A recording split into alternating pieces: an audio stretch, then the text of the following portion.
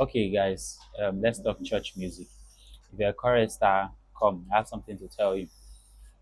Still on our series on the story behind the traditions we see in classical music and church music as a whole.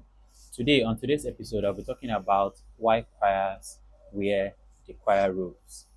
I believe you've heard so many mysteries, myths, history, and all of that about the choir robe. But then, I'll just tell you why it's actually started and where it actually started from. You know, in the early centuries of Christianity, there wasn't a special choir robe, right?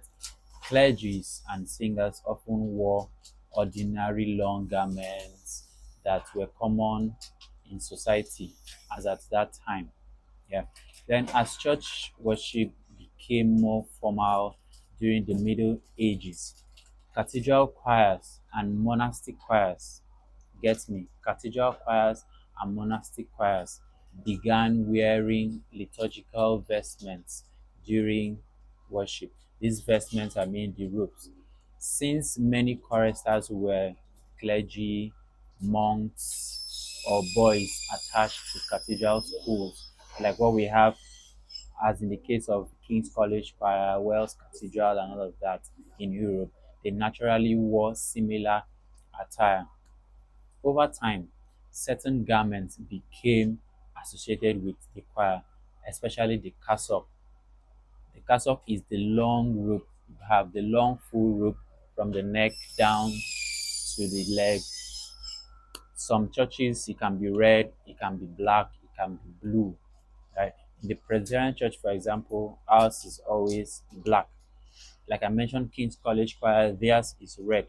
I've seen a choir that has blue, so it differs actually in color. But the long robe inside is called the cassock, and then the surplice is the white garment, often loose, on top of the cassock. So the two pieces are called the cassock and the surplice. Then this became the traditional appearance of cathedral choirs across Europe and then it was now adopted across the world in many denominations like the Catholic Church, the Presbyterian Church, the Anglican Church, the Methodist Church. They adopted this style and then brought it.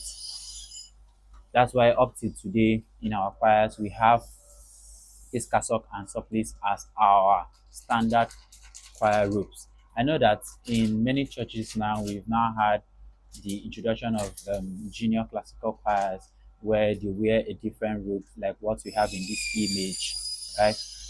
What we have in this image, and then the as churches varies, they now bring different styles of choir robes. So that's how the choir robes started initially, and this is where we are. And this is the reason why the choir robe was introduced. Thank you for your time today. I'll see you in my next video. Thank you.